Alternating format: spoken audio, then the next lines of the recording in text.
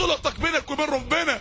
النبي عليه الصلاه والسلام وهو في غزوه يلاقي واحد من الصحابه بيتوضى ما غسلش كعب رجليه، النبي يقول له ويل للاعقاب من النار، يعني اللي مش يغسلش كعب رجليه في الوضوء ده يا ويله من النار. يا رسول الله احنا في غزوه، هو ده وقت ان احنا نتكلم في فقه الوضوء؟ يا رسول الله في غزوه، لا، خد بالك، خدي بالك، اكبر مشكلة شغلاك الوقتي، اكبر مشكلة شايل همها الوقتي، اكبر مشكلة قلقاك الوقتي، لو انت مت النهاردة وقابلت ربنا هتبقى اكبر مشكلة شغلاك ما تجيش زي اصغر امر من اوامر ربنا انت ما انتش متبعه الوقت. هتبقى اكبر مشكلة شغلاك ما تجيش زي اصغر معصية انت بتقع فيها الوقتي. لازم يبقى في صلة بيننا وبين ربنا، لازم يبقى في صلة حقيقية بيننا وبين الله سبحانه وتعالى. احنا الوقت في فترة خطيرة، دينك بيتحارب، دينك بيتحارب على ارض مصر اللي ابن خلدون قال عليها من لم يرى القاهرة لم يرى عز الاسلام. بقى دينك بيتحارب الوقت. تسمعوا عن العلمانيين يا جماعة؟ تسمعوا عنهم؟ تسمعوا عن العلمانيين اللي في مصر دلوقتي اللي بيقولوا فصل الدين عن الدولة؟ يعني ايه فصل الدين؟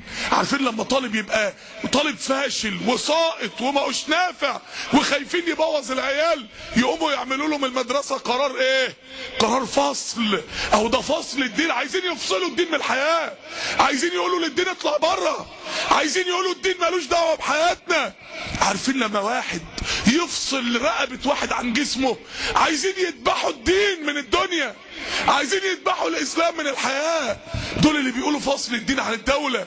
تخيل في ناس بتقول على ربنا ايه لما ربنا بيقول الا انهم من افكهم لا يقولون ولد الله، الا انهم من افكهم لا يقولون ولد الله. كلمة شنيعة واعتقاد شنيع، ولكن ربنا بيقوله عشان يعرفك دول قد ايه في اجرام عندهم.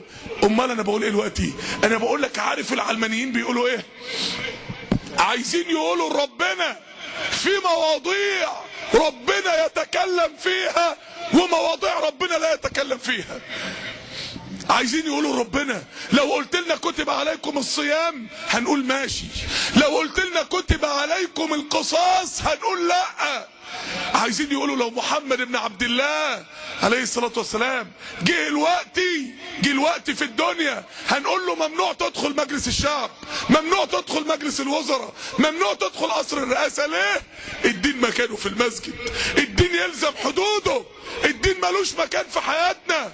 لما قلنا لهم عاوزين ربنا قالوا لنا ماشي، بس احنا عندنا نوادي وسينمات ومراقص. طب عايزين ايه؟ فين البديل؟ لو عايزين ربنا الاول ادونا البديل. احنا النهارده هم اللي جايين يقولوا مش عايزين ربنا، مش عايزين شريعة ربنا، ربنا ملوش حكم علينا والعياذ بالله. ما هو ده معنى فصل الدين عن الدولة، ان ربنا ملوش حكم علينا. انتوا بتقولوا مش عاوزين ربنا، طب ماشي، بس زي ما لما قلنا لكم عاوزين ربنا قلت له ده فين البديل؟ احنا النهارده لما بتقولوا مش عايزين ربنا هنقول لكم فين البديل. هاتوا لنا واحد من 6 مليار واحد اللي على وجه الكرة الارضية احكم من ربنا واحنا نمشي وراه. هاتوا لنا واحد من 6 مليار واحد اللي على وجه الكرة الارضية اعلم من ربنا واحنا نمشي وراه. هاتوا لنا واحد من 6 مليار واحد اللي على وجه الكرة الارضية ارحم بينا من ربنا واحنا نمشي وراه. انهم يريدون ان يعاملوا الله مثل ملكة بريطانيا تملك ولا تحكم. عايزين يتمردوا على حكم ربنا، عايزين يذبحوا الدين. عارف يعني ايه فصل الدين؟ يعني واحد ماسك سكينة لدينك، ماسك سكينة لدينك وبيقول الدين ملوش دعوة بالدنيا، الدين لازم يتذبح من الدنيا، الدين مكانه المسجد بس. لما دينك بيتحارب كده عايزين رجالة يا شباب، عايزين رجالة تدافع عندنا، عايزين كل واحد مننا يلتزم بدين ربنا، عايزين كل واحد مننا يبقى جندي من جنود ربنا سبحانه وتعالى، عايزين كل واحد مننا يبقى مع ربنا، يبقى مع ربنا رجل.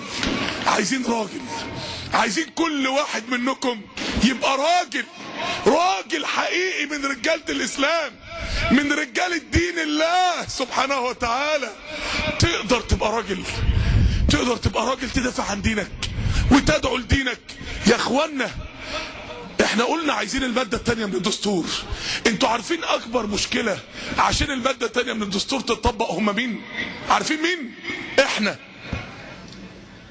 عارفين احنا ليه؟ يا اخوانا لو كل بنات مصر لبسوا الحجاب، وبنات جامعات القاهرة واسكندرية، وبنات نوادي مصر، وبنات المحافظات، وبنات ثانوي، لو كلهم لبسوا الحجاب وجي اوباما يحكم مصر، مراته هتلبس ايه؟ حجاب. هتلبس حاجة غير الحجاب؟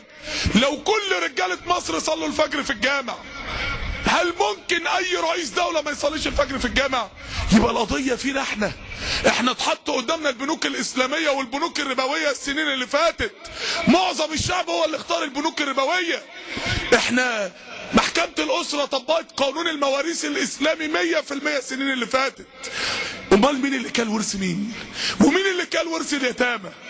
ومين اللي ممكن يبقى قاعد معانا دلوقتي وسطنا وهو واكل مال اخته او مال اخوه او مال يتامى؟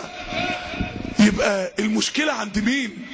اللي نزلوا الثورة ما نزلوش يصلوا الفجر في الجامعة بعدها ليه؟ عايزين صلتنا بربنا تتغير. قال تعالى: ولو أن أهل القرى آمنوا واتقوا لفتحنا عليهم بركات من السماء والأرض.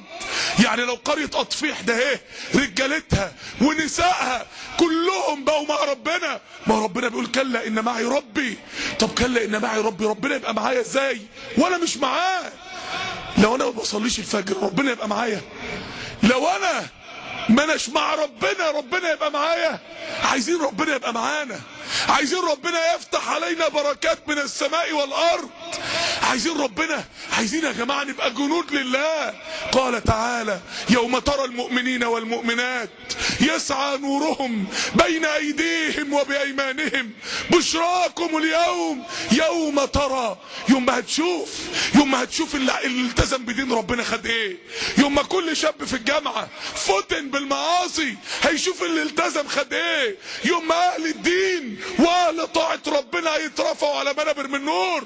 يوم ترى، كل واحد مستني يوم، البنت مستنيه يوم ما يتقدم لها عريس، ودي مستنيه يوم ما هتتجوز، وده مستني يوم ما يتخرج، وده مستني يوم ما يلاقي وظيفه. انت ايه اليوم اللي انت مستنيه؟ ايه اليوم اللي انت بتحلم بيه؟